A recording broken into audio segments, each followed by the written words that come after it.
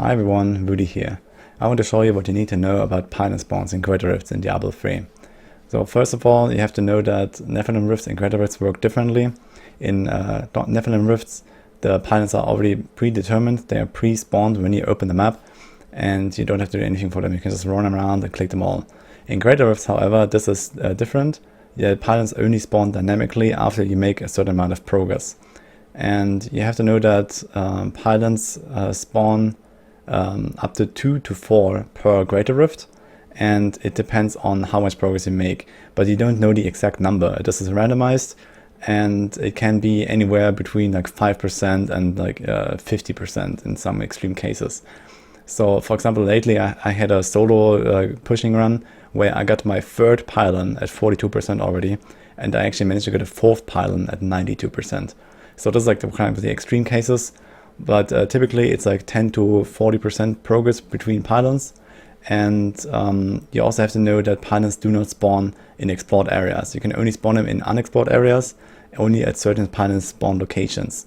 So after running a certain amount of maps, you will probably slowly learn the pylon spawn locations. They're always the same in every map, but some maps obviously have many more spawns than others. So notoriously, for example, really bad pylon maps are plague tunnels. There's typically only the big rooms that have pylon spawns, and some of the dead ends that lead to the top left. Silver Spire, for example, is also a terrible pylon map, and it happens very often that you lose pylons because of that.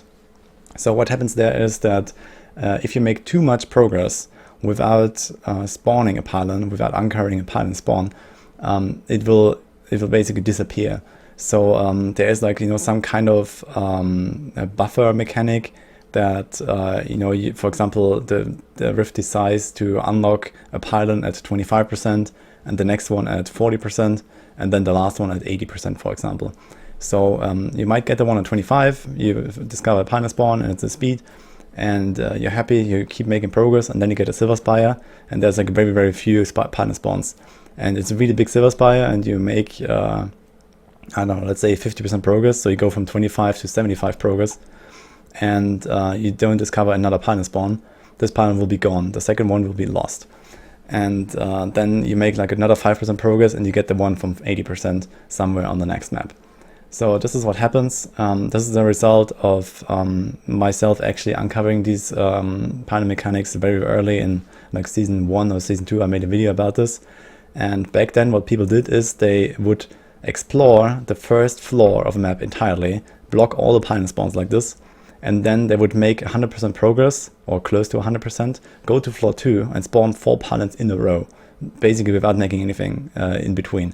They would just, spawn pylon after pylon after pylon, spawn the boss, and then kill the boss with power plus counter combo. And to prevent that, Blizzard made it so that the pylon spawns will be lost if you don't uncover them. And this is something you have to be aware of. So if you make too much progress on certain maps, this is actually a problem. And also they nerfed the corner pylons. So corner pylons are very ineffective against bosses these days, but they are really OP, especially on high tiers for especially killing elites. I already covered corner pylons in another video if you want to check that out. If you want to know how to use them best, just to see how you can get most out of them, because those are really important for pushing. So to give you a little bit of a better idea of how this works in practice, as you can see in the background here, I have recorded 10 runs in a row, collecting the progress and the pylons, and just to give you like an idea of when you spawn pylons and so on. You have to see that these are really fast runs, so these are red runs, and you make lots of progress, you kill stuff very easily. And here we actually lose pylons quite often, I'd say, simply because compared to pushing runs, this is extremely fast-paced, and you tend to kill almost everything that's in your way. And for example, when pushing, you have a much slower-paced gameplay. You can manipulate the pylon spawns much more easily than in these super fast runs here. So it's actually very likely that we have a lot of runs where you only get 2 pylons, simply because we make so much progress sometimes that we lose a pylon, as I mentioned earlier. So I think there were only like 2 runs with 3 pylons, and there was not a single run with 4 pylons in those 10 runs. And this is very clearly a result of us making progress too fast, essentially. So this is something to be aware of. In pushing, you should definitely try to explore pylon spawns a little bit more regularly. So for example, when you have a big Festering Woods maps, Festering Woods has a lot of pylon spawns, so that's pretty nice. Battlefields of Eternity also generally has a lot of pylon spawns, and these are the two best maps.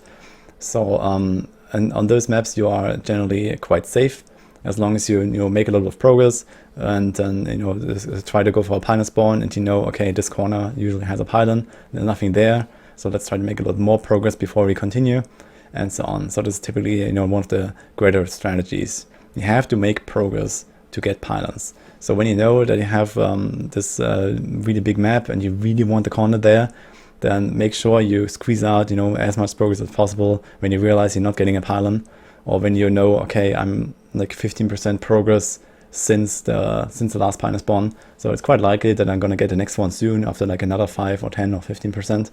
So this is kind of like what you can use as a tool to make decisions about what to kill, what to skip. And maybe you have like this one elite at 20% progress at 20% HP, so maybe you want to finish that one off and then try to go for another pylon again, and so on. So these are just some tips, some of the info that you can use to your advantage when especially pushing greater rifts. Unfortunately, there's no clear way of knowing when you will get a pylon, so it always depends, and the numbers are randomized, as I said. So a lot of people think that you get like one every 25%, or you get one every 30% or whatever, and this is simply not true. And it can happen that you go for a pylon at 95% after getting the last one at 60, and you're not getting one, and then you kill like 2 more monsters, you're at 96, and finally you get a pylon. So this can happen. This is also like, for example, something you can do at the end of a run when okay, my last pylon was a while ago. You can really try to squeeze out the last few percent to try to get another pylon at 99%. Sometimes that happens, and this can save a run in some cases. So this is just also another thing you can try to use. There's also the situation where sometimes you open a greater rift and you get a pylon at 0% progress without killing anything. I simply think there's like a small chance that you actually get a pylon at 0%, and that's it.